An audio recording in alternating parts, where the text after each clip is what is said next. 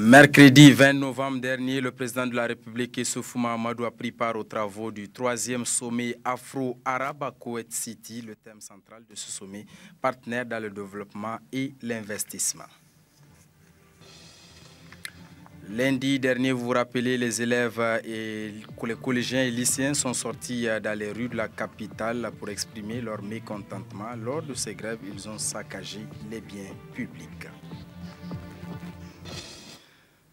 Mesdames, Messieurs, bonsoir, bienvenue à cette grande édition d'information. Avant le développement de tous ces titres, à noter d'abord cette note nécrologique. Le chef de canton de Kouré, Amirou Garba Sidikou, n'est plus. Il est décédé hier à Niamey de son vivant, secrétaire général de l'association des chefs traditionnels du Niger. Amirou Garba Sidikou a marqué la vie politique du Niger. Son portrait est signé Rachida Altini. Amirou Garba Sidikou n'est plus. Il s'est éteint hier à l'âge de 82 ans. Chef de canton de Kouré, secrétaire général de l'association des chefs traditionnels du Niger jusqu'à sa mort, il fut un grand journaliste. Il a occupé d'importants postes dans le monde des médias.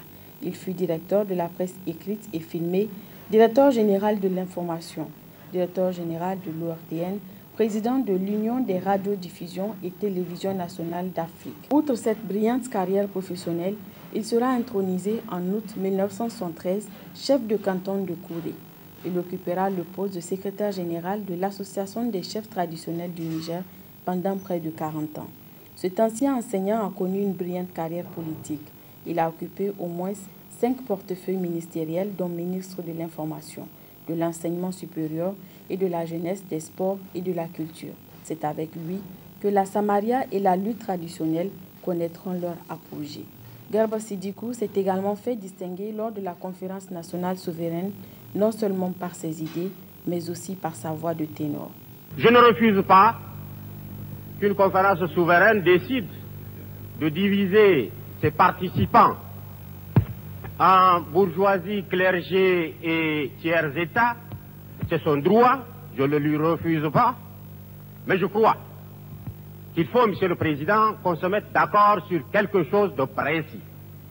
Je ne comprends pas, et mon association ne comprend pas, que des Nigériens soient dans cette salle en observateur tout simplement.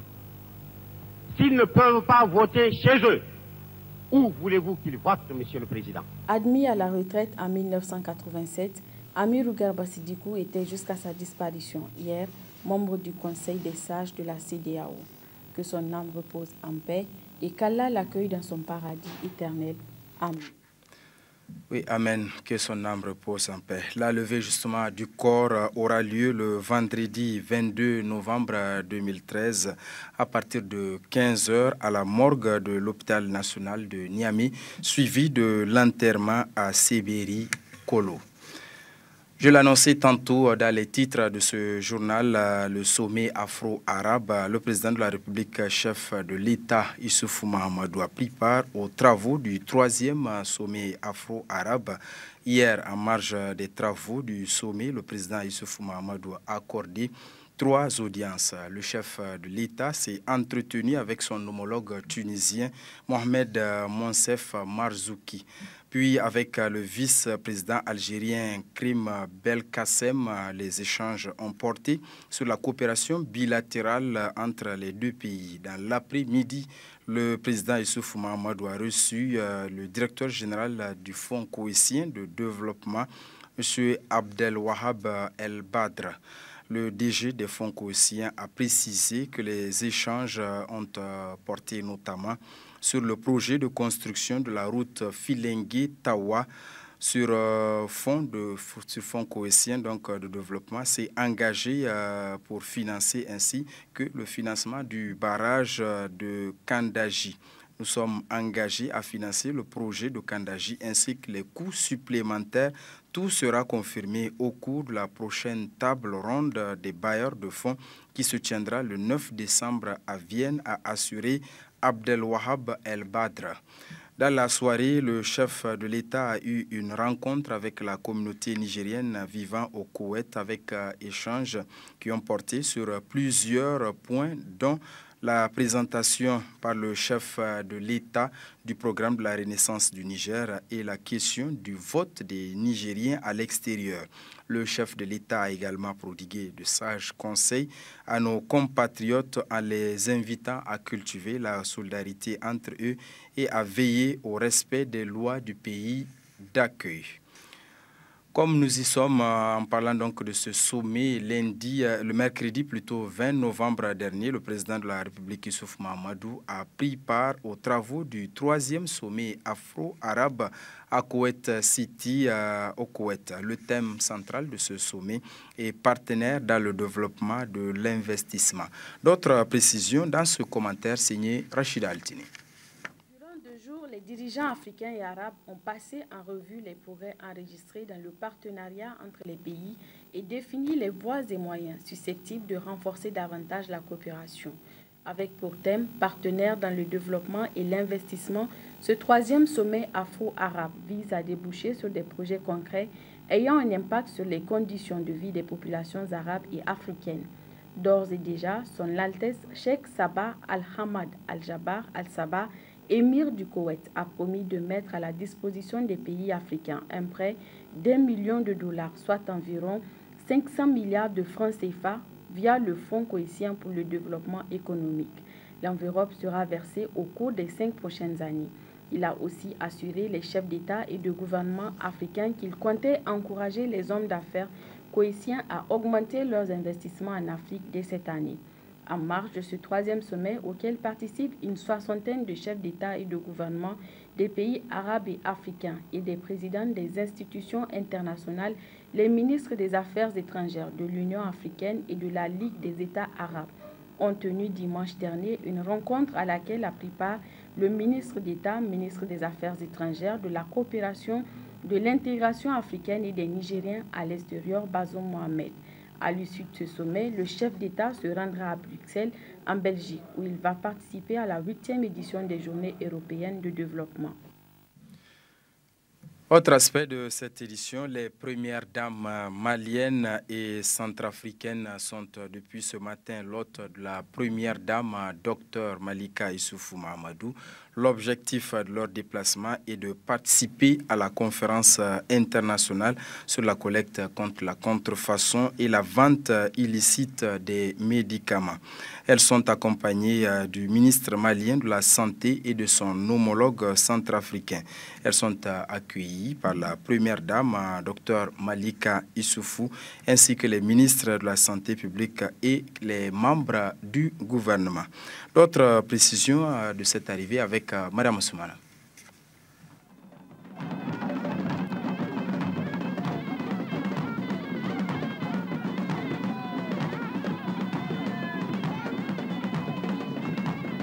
C'est un accueil chaleureux au rythme de l'Algaïta et du Biti qui a été réservé aux premières dames Chantal Yotaga de la République centrafricaine et Madame Keita Aminata Maïga du Mali.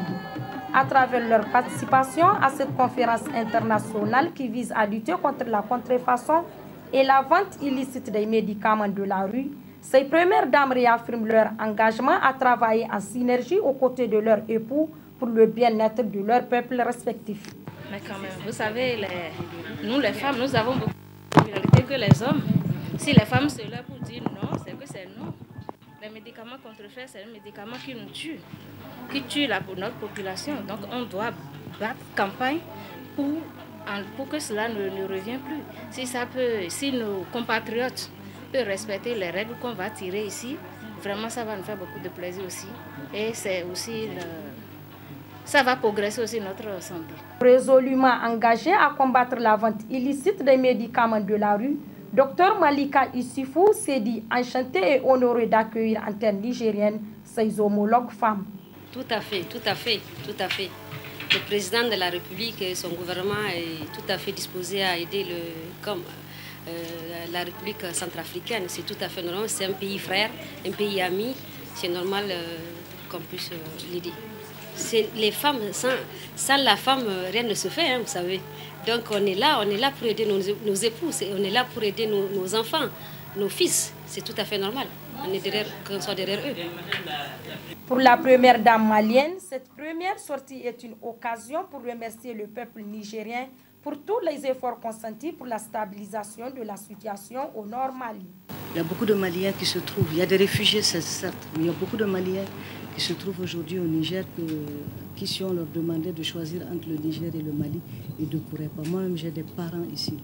Donc c'est avec beaucoup d'affection, beaucoup de fraternité que je me suis rendu, que je me rends à l'invitation de ma sœur, la première dame du Niger, pour assister à cette conférence. Et je pense que ma première sortie devait être pour le Niger. Pas que je veuille, peut-être, ça aurait pu être un autre pays, mais je pense que le Niger nous a tellement soutenus, Et la première dame et son mari nous ont tellement soutenus, et le peuple nigérien, que je ne pouvais pas rater cette occasion. D'autres premières dames africaines sont attendues pour participer à la conférence internationale sur la contrefaçon et la vente illicite des médicaments. Une conférence qui aura lieu du 22 au 23 novembre 2013 à Niamey. Le lundi dernier, vous vous rappelez sans nul doute, les scolaires nigériens, notamment les collégiens et lycéens, sont sortis massivement dans les rues de la capitale pour exprimer leur mécontentement. Lors de ces grèves, ils ont malheureusement saccagé plusieurs biens publics et même privés, une situation que déplore la population. D'autres précisions dans ce grand format signé Hajara Jibo. Après 112 heures de grève, élèves et enseignants ont repris le chemin de l'école, après que l'association des parents d'élèves et le gouvernement se sont rencontrés. Une rencontre qui a donc permis de trouver une entente pour cette crise. Nous avons commencé par la communauté urbaine de Niamey, où nous avons rencontré le tout nouveau président du conseil, où il avait pris fonction le même jour. Il nous a donné un délai de 8 jours de revenir. Il va beaucoup améliorer pour la situation. Et aussi, nous nous sommes retrouvés encore au gouvernorat et nous avons beaucoup échangé. Après ça, nous nous sommes retrouvés aussi chez la ministre de l'enseignement secondaire, où avec tout son staff complet, avec les étudiants et les collégiens. Et nous sommes entendus que dorénavant, il n'y aura plus de grève. Ils ont le droit de marcher, mais ils n'ont pas le droit de faire des casses. Et c'est leur devoir de faire des marches. Et nous avons aussi, ce que nous avons arrêté avec eux, ils vont faire dorénavant, s'il y avait des engagements qu'ils ont pris comme d'habitude, on va régler les engagements. L'État va honorer leurs engagements. Et à ce qui concerne les étudiants aussi, si l'État n'arrive pas à respecter leurs engagements, ils vont faire appel avec nous. Ensemble, on va trouver une solution. Lors de cette grève de 112 heures, les élèves massivement sortis dans les rues ont à leur habitude brûlé pneus et autres, cassé des vitres de certains véhicules. Ils ont endommagé plusieurs feux optiques, des biens publics qui servent au bon fonctionnement de la circulation routière. Nous devons de dire à nos enfants que, comme disent les Hausa, Yara Manyangobe. Donc c'est eux les responsables de demain. Et un responsable, qu'est-ce qu'il souhaite? En venant à son poste de responsabilité, trouver quelque chose de déjà fait sur lequel il va ajouter le sien. Mais si on casse déjà ce qui est là, est-ce qu'on va trouver quelque chose au-dessus duquel on va augmenter quelque chose? Il n'y en a pas. Là, il faut repartir à zéro. C'est dans leur intérêt, dans l'intérêt de nous autres, leurs parents, leurs grands-parents, dans l'intérêt du Niger, qu'il faut éviter de casser. Je dis à nos enfants, à nos petits-enfants, que l'erreur est humaine, mais c'est persister dans l'erreur qui est diabolique. Une situation déplorable venant des élèves censés respecter la loi. C'est une obligation pour toute structure syndicale de défendre ses membres. En cela, c'est de comprendre la lutte qui est menée par les structures syndicales. Mais à constater ce qui s'était passé la fois dernière, notamment durant ces 72 heures, nous avions tenu à décrire clairement la casse qui a été organisée, parce qu'à la vérité, nous pensons qu'en tant que scolaires, nous devons mener un certain nombre de réflexions qui devraient nous faire comprendre que ces biens publics appartiennent à tous les peuples nigériens. S'il doit y avoir quelqu'un qui doit protéger ces biens publics, ça doit être les scolaires. Par conséquent, on ne devait pas s'attendre à ce que les scolaires s'en prennent à ces biens publics. Parce que ce qu'il faut dire, aujourd'hui, on a constaté les dégâts et il faut reconstruire. Ça sera reconstruit encore dans les fonds publics parce que nous savons bien que ce n'est pas dans la poche de nos dirigeants que ces édifices publics qui ont été touchés, que ces biens publics qui ont été cassés seront reconstruits. C'est encore dans les fonds de l'État et c'est encore quelque chose de moins. Le droit de grève est un droit fondamental, reconnu, protégé par la Constitution. Mais ce moyen de pression énergique ne peut être exercé dans n'importe quelle condition. Le droit de grève doit s'exercer sans abus. Les actes de violence, voies de fait et détérioration commis pendant une grève constituent des délits, pouvant entraîner des condamnations pénales. Oui, à déverser dans le même chapitre, après la grève de 72 heures observée par les scolaires nigériens, la police nationale a tenu ce matin un point de presse. Objectif, faire le bilan général de la situation de ces violentes manifestations qui font l'objet de toutes les spéculations. Suivant les explications de Adil Litoro, il est responsable service information, relations publiques de la police nationale. Pour mettre fin à toutes ces spéculations, nous avons jugé utile de vous faire part du bilan général de ces 3 jours de manifestations violentes organisées par les scolaires nigériens. Le 18 novembre 2013, côté manifestants, 8 blessés légers ont été enregistrés, dont 5 renversés par un taximan qui avait pris la fuite et dont nous sommes toujours à la recherche puisqu'on a pu identifier le numéro d'immatriculation de son véhicule. Côté force de sécurité, un élément de la garde nationale a été blessé suite au jet de pierre. 3 véhicules de force de sécurité ont été caillassés, dont 2 de la police nationale et 1 de la garde nationale. Pas moins de 10 véhicules appartenant à des particuliers et au corps diplomatique ont été la cible des scolaires lors de ces manifestations. Le 19 novembre 2013, côté manifestants, 2 blessés légers. Côté force de sécurité, 10 blessés ont été enregistrés.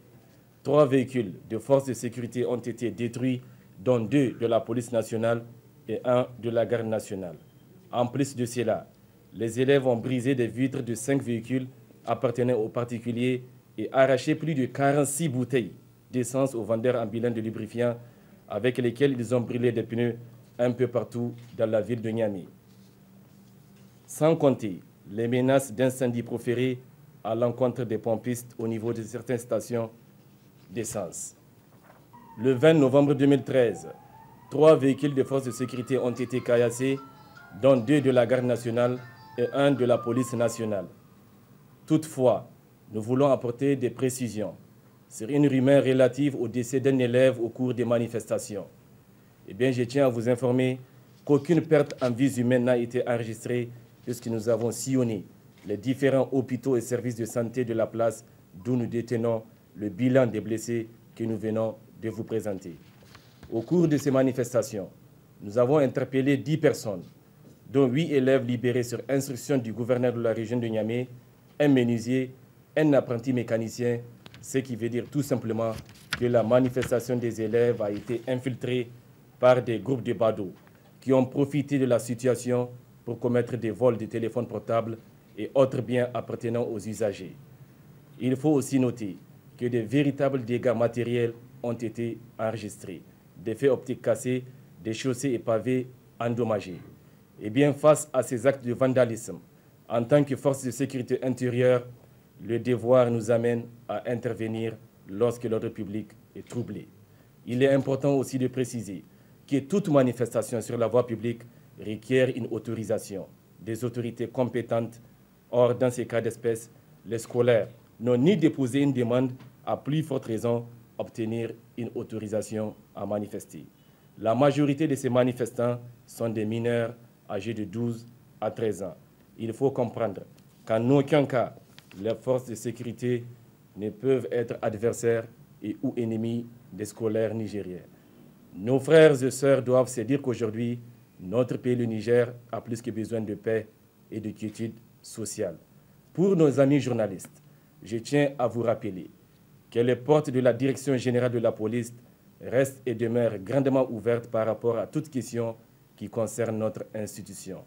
Enfin, il est important de souligner que les éléments sur le terrain ont fait preuve de professionnalisme, de patience et de maîtrise de soi dans le cadre du maintien de l'ordre public au cours de ces manifestations. Je vous remercie. Direction d'Osso, plus précisément d'Ouchi, où la Banque agricole du Niger, Bagri, a fait don d'un important matériel composé de matériel de froid et plusieurs autres objets divers à la morgue de l'hôpital de Douchi afin d'assister le dit service pour la levée des corps. C'est Niaï. Le rapprochement avec la population de Douchi est déjà créé il y a presque 2 ans de cela avec l'ouverture de l'antenne de la Banque agricole du Niger dans ce département. Et ce geste vient renforcer, sinon confirmer, qu'au-delà de l'aspect économique, la Bagri se soucie aussi du bien-être de ses clients et au-delà, la population en général. Ainsi, la Bagri, sous la conduite de Mme Hamidou Safiatou Jakou, directrice commerciale représentant l'administrateur provisoire, vient répondre aussi prompt que possible à une requête de la mairie de Douchi en dotant spécialement la morgue de l'hôpital. Nous avons jugé utile de faire ce modeste don composé d'un split de médicaments et de différents articles.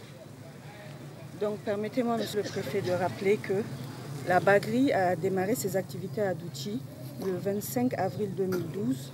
Donc ça fait 1 an et demi que nous collaborons avec les populations de Douchi et que la Bagri s'attelle autant que faire se peut à accompagner les populations de Douchi aussi bien dans le développement de leur activité agricole, dans le développement de leur activité commerciale, de transport, etc. Donc c'est dans ce cadre qu'un partenariat s'est tissé, un véritable partenariat entre la Bagri et les populations de Douchi, raison pour laquelle nous avons vraiment estimé qu'il nous fallait accompagner ces populations.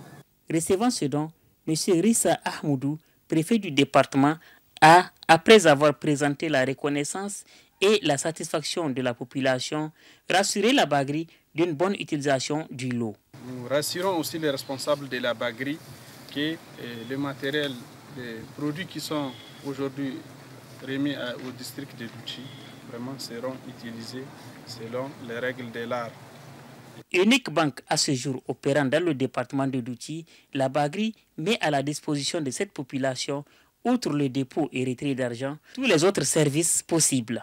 Nous avons le Bagri Express, le Western Union, les opérations de retrait-versement et surtout l'ouverture de compte.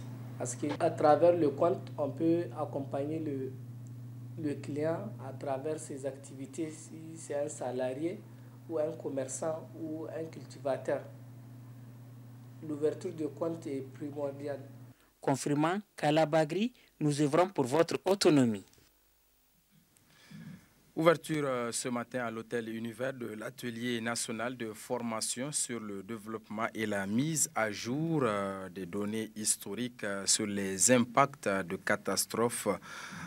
Des catastrophes sera donc en question au cours de cet atelier. La réduction du risque de catastrophe bilan mondial.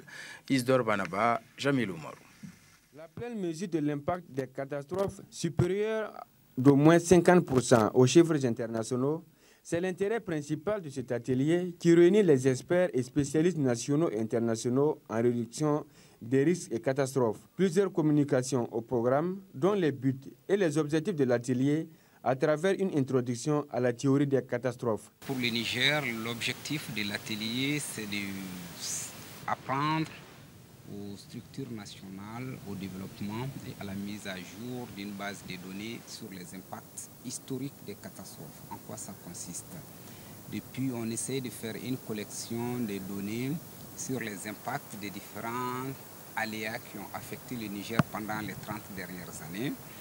Il s'agit de faire une analyse rétrospective pour rentrer dans le cadre de la connaissance des risques. On en avait parlé, qui constitue la deuxième priorité du cadre d'action de Yogo, qui a été élaboré et adopté par 168 pays en 2005 au Japon, dans la commune de Kobe. Donc aujourd'hui, on va travailler sur la base de données du type des inventaires qui a été implémenté dans les pays de l'Amérique latine, l'Amérique centrale, qu'on commence à mettre aussi en œuvre en Afrique. Un projet pilote avait été conduit au Mali et puis on essaie de dupliquer dans les autres pays du Sahel. On a eu aussi la visite de la Tanzanie pour l'atelier régional. Donc aujourd'hui, on va montrer aux structures nationales de la plateforme sur la réduction des risques de catastrophes comment on utilise les différents onglets du système d'information qui est déjà élaboré, comment on met à jour la base des données, comment on élabore une fiche de collecte des données historiques, comment on l'introduit. Donc, en gros, on veut faire une base de données historiques pour permettre aux décideurs d'être plus sensibilisés par rapport aux impacts des catastrophes. Pendant 2 jours que va durer l'atelier, les participants seront outillés pour mieux comprendre et cerner certains concepts tels que celui de base sur les bases de données de catastrophes, car les risques de catastrophe constituent de nos jours de véritables problèmes pour l'économie et les entreprises. Activité des partis politiques à présent avec la sous-section MNSD Nassara de Bermou qui a rendu public le dimanche dernier une déclaration de soutien aux autorités de la 7e République. C'était à Gadabéji. Je propose de suivre la teneur de cette déclaration. Suite à la déclaration du président de la République, Son Excellence M. Issoufou Mahamadou, pour la formation d'un gouvernement d'union nationale. Suite à la décision prise par le bureau politique national MNSD Nassara du 25 juillet 2013 de rejoindre le gouvernement de large ouverture.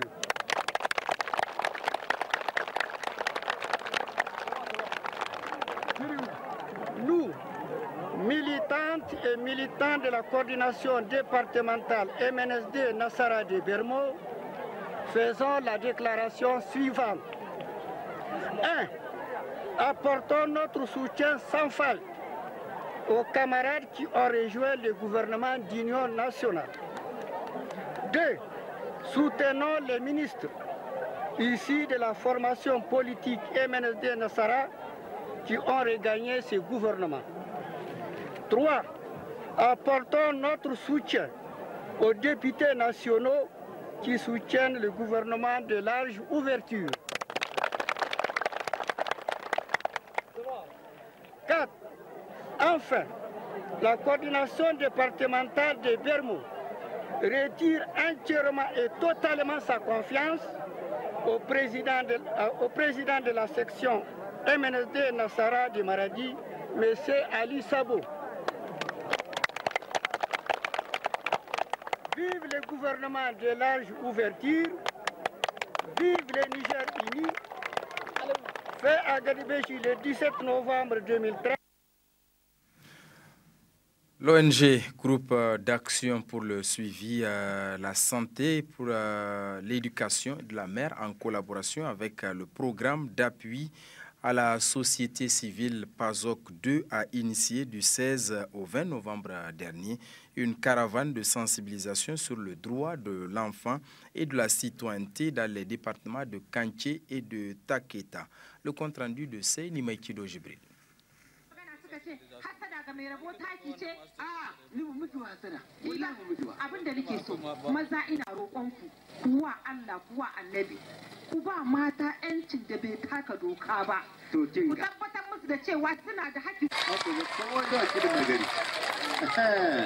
Droit de la femme et de l'enfant et la citoyenneté. Tel est le thème sur lequel les populations du département de Kanché et de Taketa ont été édifiées dans le cadre de la caravane de sensibilisation initiée par l'ONG Groupe d'action pour la survie, la santé et l'éducation de la mère et de l'enfant Gassem de Zander, en collaboration avec le programme d'appui à la société civile phase 2 PASOK 2.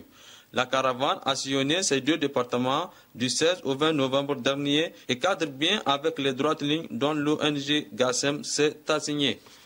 Bon, cette campagne de sensibilisation a été initiée à travers le projet PASOK 2 qui a lancé un appel à proposition au niveau de la région des Anders. Donc l'ONG GASEM, forte de son expérience, a soumis une proposition sur les droits de la femme et de l'enfant. Donc cette manifestation d'intérêt au niveau régional, j'allais dire au niveau même national, concernant le PASOK 2, concerne les droits, les droits humains et les libertés fondamentales, ainsi que la citoyenneté. Donc au niveau de la région des Anders, l'ONG GASEM a soumissionné et elle a pu avoir cette subvention pour pouvoir intervenir au niveau des deux départements, celui de Kanché et celui de Taketa. Le choix il est orienté par la philosophie de l'ONG. L'ONG, sa philosophie, c'est de s'occuper de la mère et de l'enfant. La caravane a concerné les communes de Dungu, Tchaouché et Kanché pour le département de Kanché et la commune de Garagumsa au titre du département de Taketa. L'importance du thème a suscité l'engouement des populations de ces communes. Comme vous le constatez, vous voyez les jeunes, toutes les composantes de la population, femmes, enfants, les jeunes et vieux, ont convergé à nos manifestations jusqu'à la fin.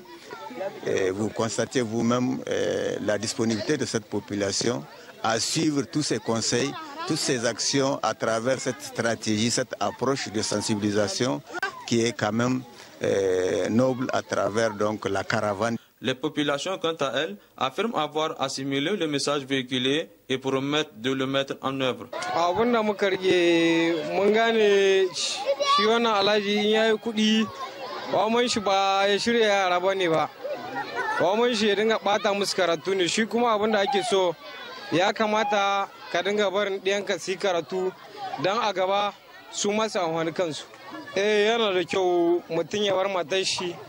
taje ta nemi ilimi saboda zata tsitsi diyanta shi ma kuma wani abu zata iya kare shi wanda zata gani zai cuta mushi.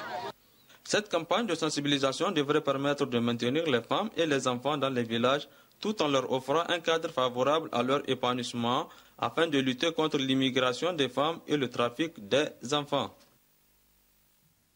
15e anniversaire de l'ONG SOS Femmes et Enfants Victimes de Violences Familiales. C'était hier à leur siège ici au quartier Maison Économique.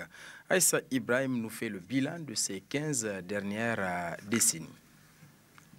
SOS Femmes et Enfants Victimes de Violences Familiales FIV est né sous la bienveillance des femmes et des hommes dont la vision à l'origine était de contribuer à l'avènement d'une société et d'une communauté sans violence au Niger.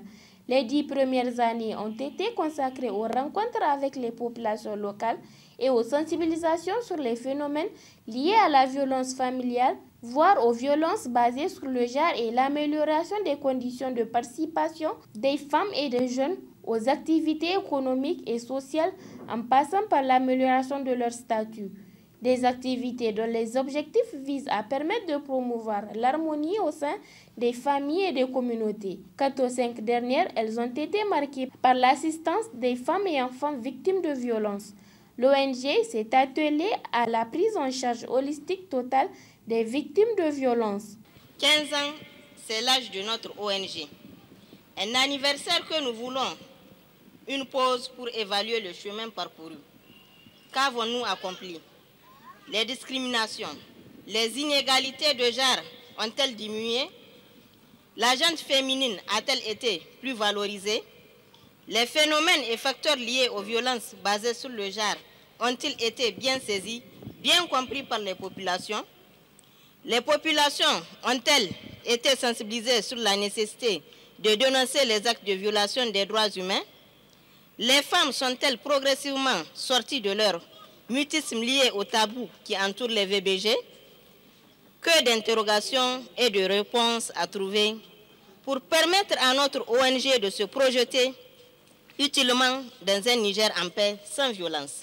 SOS Femmes et Enfants Victimes de Violences Familiales a réalisé des activités concrètes sur le terrain durant ses 15 ans d'existence.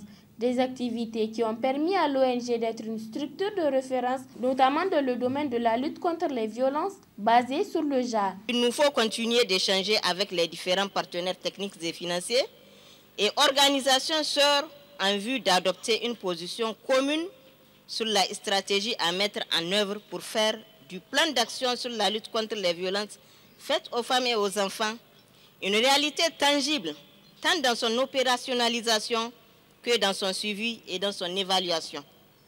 À cet égard, seul le volet prise en charge holistique des victimes de violences basées sur le genre demeure peu consolidé, vu la non-effectivité de l'existence d'un centre permanent d'accueil, d'écoute et d'hébergement des victimes de violences. Je ne saurais terminer sans saluer avec force et différence l'implication profonde et constante de toutes les structures dans les préparatifs de ce rassemblement historique et de nos partenaires techniques et financiers. Créé le 19 novembre 1998, SOS Femmes et Enfants Victimes de Violences Familiales, dont la présidente et fondatrice est Mme Maria Mamoussa, est la première ONG à mener cette action dans le pays. Faisant fi des tabous, elle a permis d'améliorer la prise de conscience des populations sur tous les phénomènes de violence dont sont victimes les femmes et les enfants au Niger. Bon anniversaire et bon vent à l'ONG.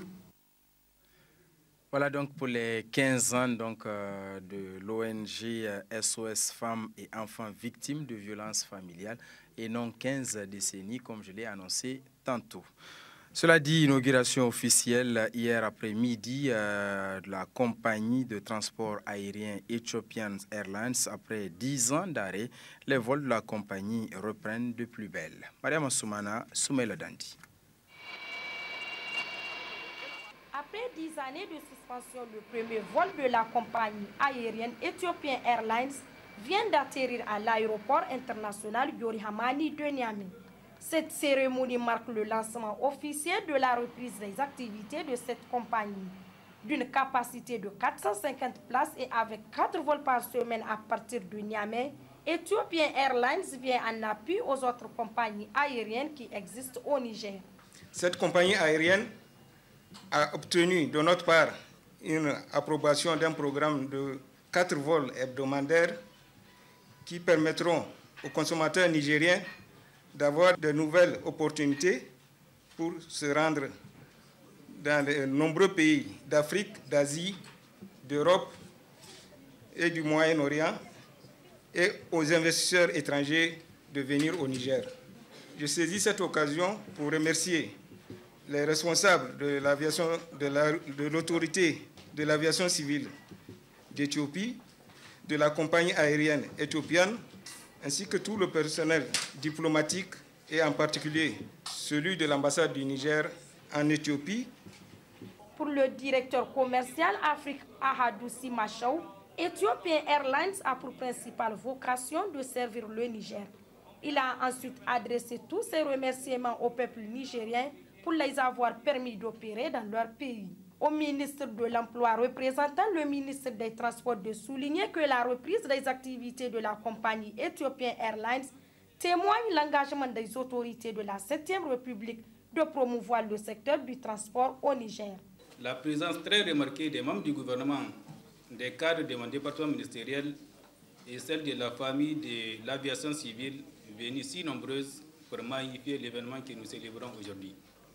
Le lancement des activités de la compagnie aérienne Ethiopian Airlines au Niger est l'aboutissement d'un long processus qui s'est traduit par la révision l'année dernière de l'accord signé le 28 juillet 1981 à Niamey relatif au transport aérien entre le Niger et l'Éthiopie.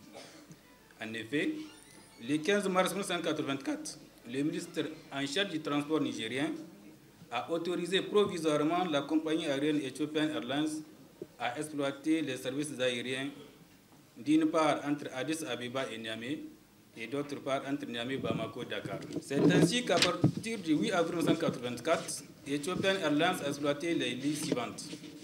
Niamey, Djamena, Addis Abeba en aller-retour, Niamey, Bamako, Dakar en aller-retour. Par ailleurs, il faut noter qu'en 2008, la compagnie aérienne Ethiopian Airlines a acheminé à Jeddah en Arabie Saoudite les pèlerins nigériens dans le cadre du Hajj. Fort de sa position géographique sur le continent africain, le Niger ambitionne de faire de Niamey un hub où des grandes compagnies aériennes comme Ethiopian Airlines pourraient se hisser au rang des transporteurs stratégiques en vue d'acheminer des passagers vers l'Europe, le Moyen-Orient, l'Asie et l'Amérique. Pour rendre l'utile à l'agréable, cette inauguration du premier vol de la compagnie Ethiopian Airlines a été couronnée par un cocktail. Une réception au cours de laquelle 3 billets d'avion ont été gagnés par des invités à l'issue d'un tirage au sort. Créée depuis 1946, la compagnie Ethiopian Airlines est présente dans 47 pays à travers le monde.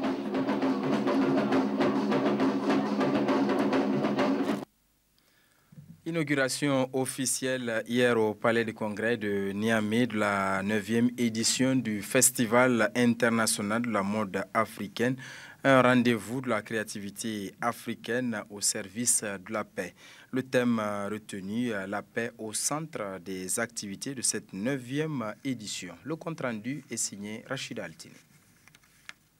Initiative du grand créateur et styliste nigérien Alfadi, le Festival international de la mode africaine FIMA est un événement culturel de grande envergure à l'échelle mondiale.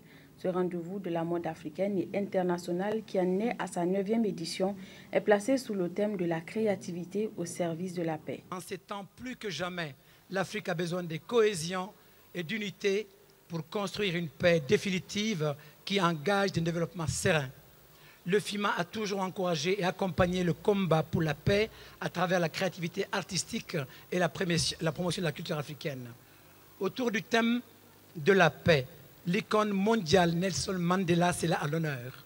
Ainsi, nous rendrons un hommage mérité à ce grand homme qui a donné sa vie au service de son peuple. Son combat revêt un caractère universel et nous nous sentons tous concernés par le sort réservé à tous les peuples encore sous l'empire des guerres et des conflits de tout genre. Nelson Mandela a favorisé l'émergence d'une Afrique de paix, de tolérance et de progrès. Son combat demeurera un exemple pour toutes les générations. Carrefour de fraternité, de la culture et du partage, le FIMA réunit plusieurs stylistes et mannequins de plusieurs pays africains et européens, précisément de 45 pays au total. Vecteur de développement, porteur de projets et créateur d'emplois, cette 9e édition du FIMA urbain, qui met Niamey, la capitale, à l'honneur, permettra aux prestigieux hôtes de découvrir notre capitale. Le FIMA se révèle comme un creuset de rencontres et d'échanges à travers lequel naissent des opportunités d'affaires et de promotion de l'image d'un Niger rayonnant sur le monde extérieur. Cette année, le FIMA célèbre ses 15 ans d'existence. De 1998 à 2013, le Festival international de la mode africaine a permis aux jeunes stylistes de travailler davantage et compétir dans les domaines de la couture, de la culture, de l'art, de la mode en général. Procédant à l'ouverture de la cérémonie officielle de cette 9e édition du FIMA, le ministre de la Culture, des Arts et des Loisirs a souligné l'importance de ce festival. L'impact de la première édition a su insuffler une nouvelle dynamique au secteur touristique avec dès lors l'arrivée massive de touristes à l'occasion des différentes saisons. Cette grande rencontre culturelle a ainsi prouvé son fort potentiel en termes de promotion de l'image de notre pays et de notre continent en créant une synergie autour d'un idéal de paix et de développement. Fort de cet impact positif, le FIMA a initié et mis en place les concours de top modèles et de top stylistes qui, depuis la première édition en 2003, ont permis aux différents lauréats de promouvoir leurs talents dans leurs pays respectifs.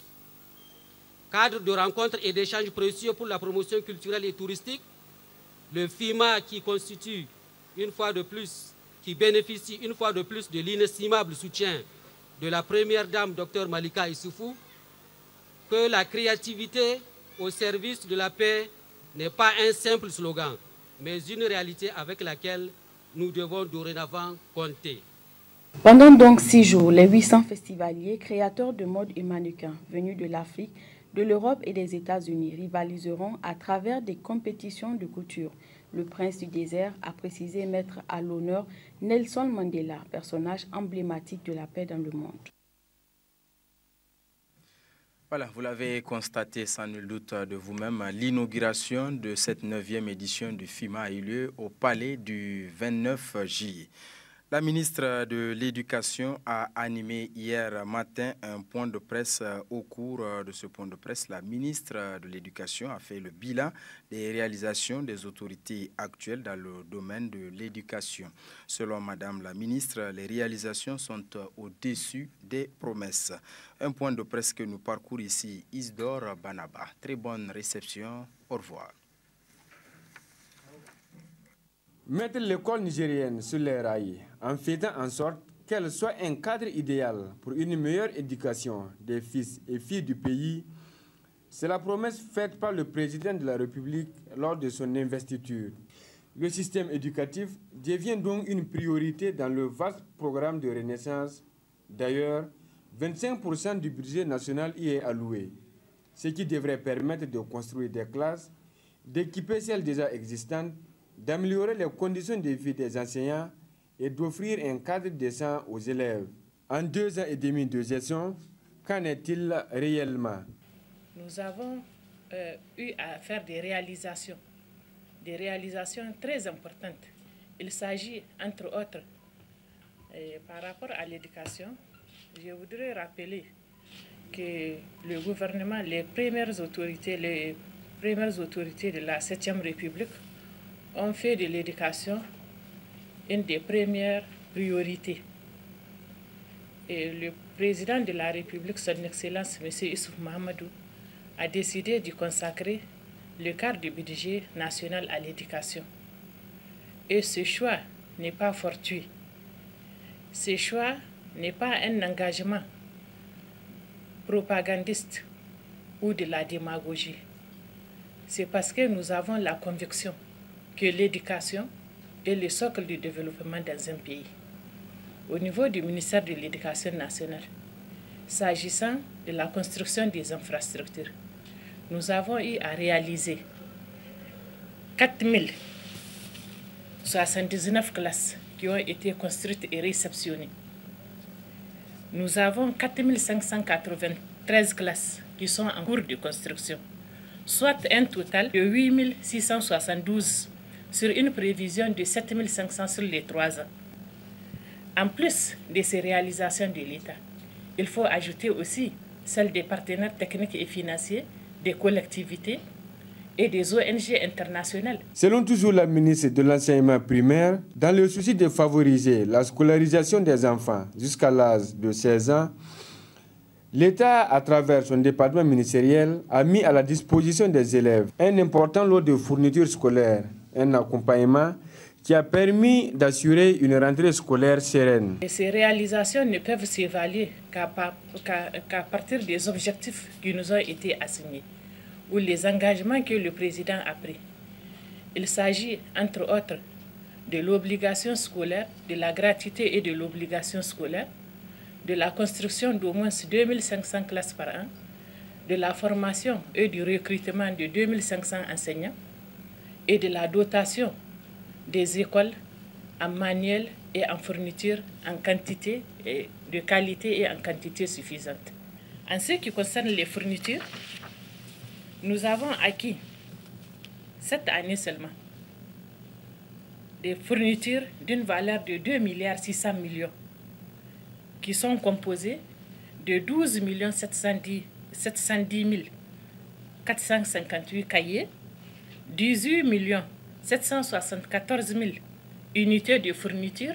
Nous avons aussi acquis 5 917 835 000 unités de matériel collectif. Ça, c'est les matériels destinés aux classes. Ce sont les grandes règles, les compas et les équerres. Toujours dans sa politique d'améliorer les conditions d'études et de travail du personnel enseignant dans les différentes structures déconcentrées, l'État, avec ses partenaires techniques et financiers, ont mis à la disposition de ces structures du matériel roulant et logistique. Selon Madame la ministre, en dépit de ses multiples réalisations, son département ministériel fait l'état d'attaque gratuite des médias et de certaines classes politiques. Comme vous pouvez le constater, beaucoup d'efforts ont été faits dans le secteur de l'éducation en 2 ans. Mais il nous a été malheureusement donné de constater que certains de vos confrères s'échinent à jeter de l'huile sur le feu.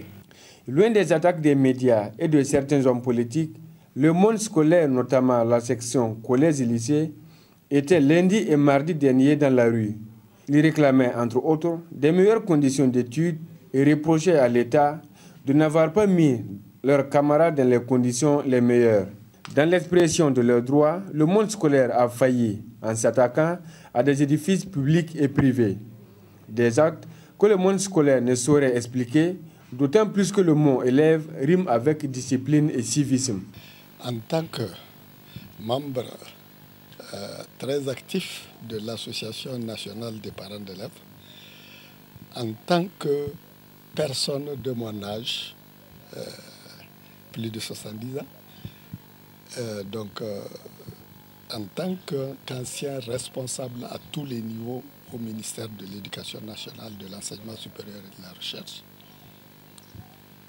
en tant que Nigérien d'abord, je crois que nous devons de dire à nos enfants que, comme disent les Hausa, Yara Manyangobe. Donc c'est eux les responsables de demain. Et un responsable, qu'est-ce qu'il souhaite?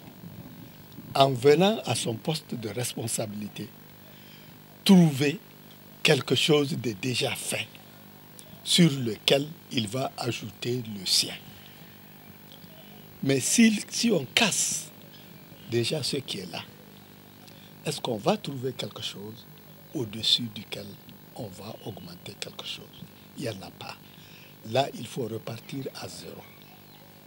C'est dans leur intérêt, dans l'intérêt de nous autres, leurs parents, leurs grands-parents, dans l'intérêt du Niger, qu'il faut éviter de casser.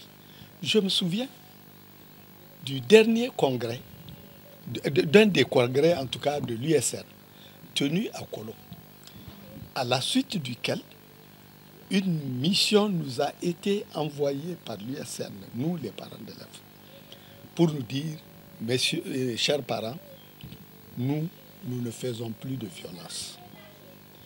Nous allons désormais organiser nos mouvements pacifiquement.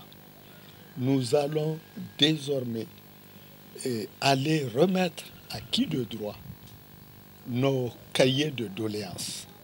Si on les refuse, nous reviendrons vers vous pour que vous alliez remettre ce cahier de doléances à qui de droit. Donc, moi j'ai encore en mémoire cette promesse de nos enfants et je n'ai aucune raison de ne pas leur faire confiance. Surtout les biens disons, des individus. C'est sacré.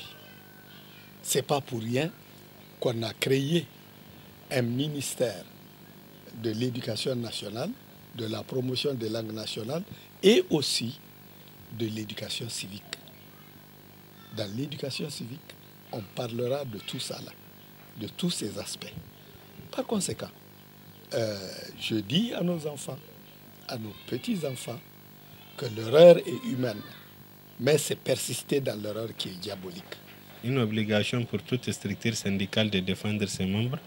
En cela, c'est de comprendre la lutte qui est menée par les structures syndicales. Mais à constater ce qui s'était passé la fois dernière, notamment durant ces 72 heures, nous avions tenu à décrire clairement la casse qui a été organisée, parce qu'à la vérité, nous pensons qu'en tant que scolaires, nous devons mener un certain nombre de réflexions qui devraient nous faire comprendre que ces biens publics appartiennent à tous les peuples nigériens. S'il doit y avoir quelqu'un qui doit protéger ces biens publics, ça doit être les scolaires. Par conséquent, on ne devait pas s'attendre à ce que les scolaires s'en prennent à ces biens publics. Parce que ce qu'il faut dire, aujourd'hui, on a constaté les dégâts et il faut reconstruire. Ça sera reconstruit encore dans les fonds publics parce que nous savons bien que ce n'est pas dans la poche de nos dirigeants que ces édifices publics qui ont été touchés, que ces biens publics qui ont été cassés seront reconstruits. C'est encore dans les fonds de l'État et c'est encore quelque chose de moins. Donc c'est quelque chose qu'il faut décrier et qui, pour l'avenir, il faut éviter à tout point de vue. La ministre de l'enseignement primaire reconnaît par la même occasion que le gouvernement n'a pas les capacités et les moyens nécessaires pour résoudre tous les problèmes du secteur éducatif dans un laps de temps. C'est pourquoi elle lance un appel à la retenue. Le gouvernement a déclaré, a consacré l'année 2013-2014 comme l'année de l'éducation. Et nous devons tous travailler dans ce sens. Vous, journalistes, vous devez nous aider à gagner ce pari, celui de faire de cette année une année de l'éducation, pour le grand bonheur des élèves nigériens et pour permettre aussi au peuple nigérien d'atteindre ses objectifs. Les Nigériens semblent au moins reconnaître une réalité. L'État avec ses partenaires ont fait d'importants investissements dans le système éducatif, mais beaucoup reste à faire dans ce domaine qui traîne avec lui des mois de plusieurs décennies.